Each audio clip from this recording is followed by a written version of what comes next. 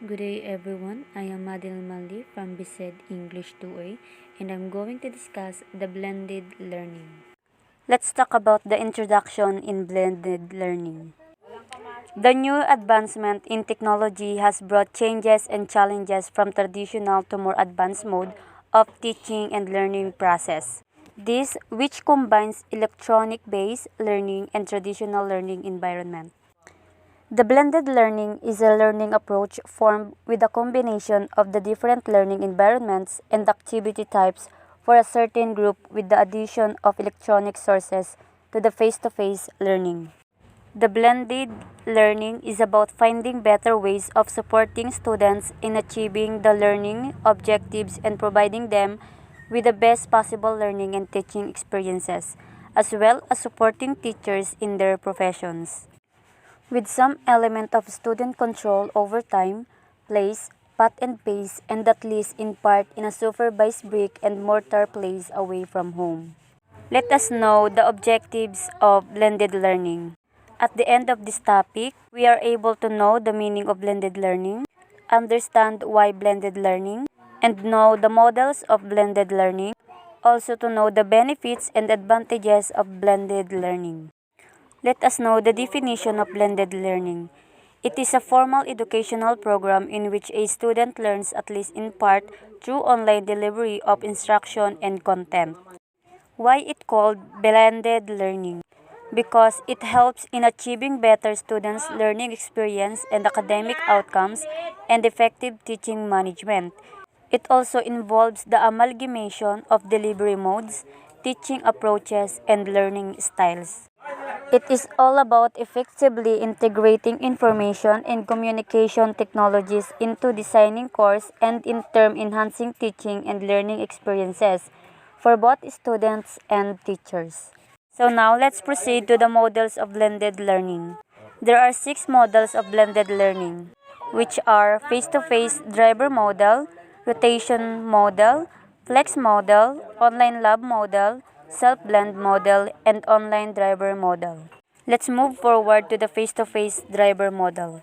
It allows students who are struggling or working above their grade level to progress at their own pace using technology in the classroom. With this approach, the introduction of online instruction is decided on a case-by-case basis, meaning only certain students in a given class will participate in any form of blended learning. The rotation model. The rotational model is more widely used in elementary schools. In this model, students became more active learners and often challenged themselves to work harder and learn material that had not yet been introduced in their classroom. In this form of blended learning, students rotate between different stations on a fixed schedule, either working online or spending face-to-face time with the teacher. The third model is flex model. In this approach, material is primarily delivered online. Although teachers are in the room to provide on-site support as needed, learning is primarily self-guided as students independently learn and practice new concepts in a digital environment. The fourth one is online lab model. In this model, students learn entirely online but travel to a dedicated computer lab to complete their coursework. This is not only allows schools to offer courses for which they have no teacher or not enough teachers, but also allows students to work at a pace and in a subject area that suits them without affecting the learning environment of other students. The next model is self-blend. In this, individuals will attend traditional school environment. They also opt to supplement their learning through online courses offered remotely. It is the ideal for the students who wants to take additional advanced placement courses or who has interest in a subject area that is not covered in the traditional course catalog. And the last model is online driver. In this form of blended learning, students work remotely and material is primarily delivered via an online platform. This model of blended learning is ideal for students who need more flexibility and independence in their daily schedules. These are the benefits of blended learning. The first one is inclusion of more differentiate personalized instruction. The next, increase access to resources, experts, and learning opportunities. Next is more authentic and students-driven tasks being incorporated into the curriculum. The fourth, higher student engagement. The fifth one is greater opportunities for collaboration, especially beyond the classroom and involving the wider school community. And the last benefits is better access to infrastructure and anytime, anywhere learning. Now let's move forward to the advantages of blended learning. A. An increase in learning outcome. The next is an opportunity for students to practice technology skills in navigating online course materials and creating their own digital content for assessment. C.